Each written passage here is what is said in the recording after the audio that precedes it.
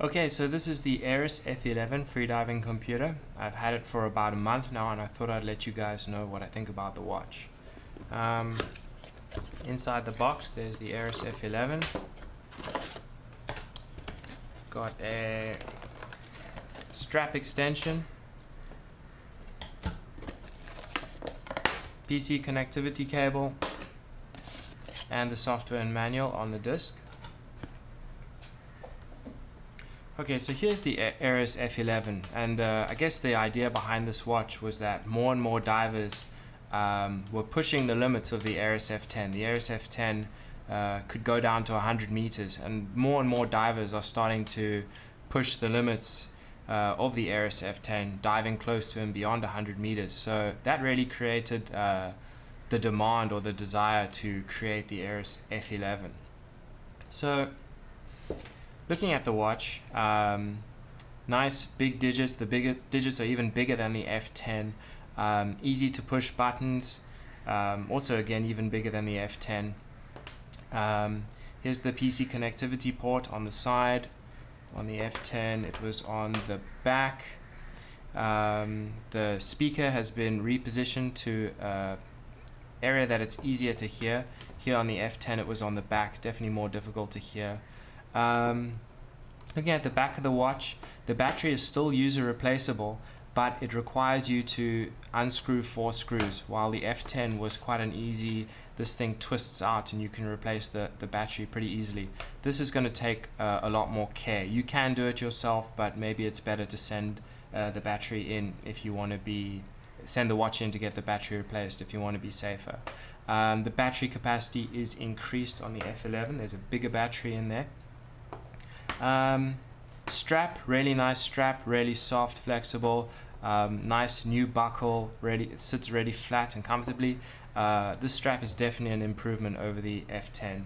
The F10 was kind of thick and I didn't really like this buckle. I really love the F10, and my only complaints, really minor complaints, were just, I thought the strap could have been a little bit more premium, and they've done that with the F11. So on the external factors of the watch, improved all around. The face, the strap, everything's been upgraded a little bit.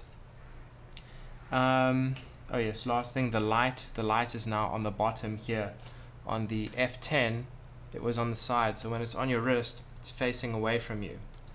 Now on the F11 the light is a little bit more visible to you on your wrist.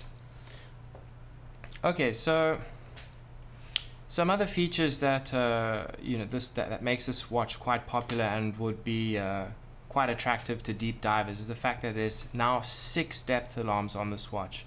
There were 3 on the Aeris F10, and that's been increased to 6. So guys that are going down really deep and needed more depth alarms, that's going to be really great for them. And another factor is that the sound of each depth alarm can be customized, so that the diver can easily recognize what depth he's at. He can program the number of beeps for each alarm. So that's a pretty cool feature. I think that's really going to appeal for those sort of competition and guys that are training for competitions, so that they can optimize their deep dives. Other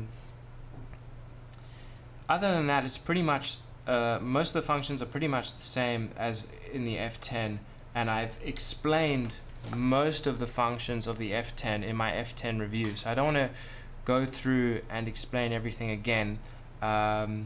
If you want a more detailed description of all these functions, go and watch the F10 review, and just know that the F11 just has more depth alarms and more customizable. This watch, however, does have one function that I don't like, and that's going to be a little bit of a problem for me, and that is if I go into freediving mode. You'll notice that sure, I haven't dived yet, but after you do a dive in the freediving mode, it only displays your surface interval. While if I look at the F10, after each dive, I'm in the log here, sorry, but this is fairly similar. After each dive, it shows you your max depth and your dive time. On the F11, it doesn't show any of that. It just shows the dive number, which to me is not that useful. So after each dive on the F11, you have to press once. This will show you your last dive, your depth and your dive time. On the F10, you never had to press. You could always see it visible. Once you've seen your depth and your dive time, you have to press back. Whoopsie. To get out of that. So after each dive with the F11, I found myself having to press, having to do 2 button presses to see my depth and dive time after each dive. While with my F10, I never had to touch the watch once I was in the water. I had all the information that I needed. So the F11 is definitely not as hands-free in the water as the F10 was, and to me that is definitely a disadvantage. However, if you don't think that the button presses are a big deal, then I guess the F11 is still a good choice for you. For me, I might stick with my F10 because of the extra. I don't want the extra button presses, and also I'm never going to dive past 100 meters. Both of these watches are available at the same time. The F10's around $400 US, I think, and the F11 around $600 US. Anyway, I think that's about it. That's my thoughts. Personally, I'm going to stick with my F10. But yeah, that's the Aeris F11. Thanks for watching. Cheers.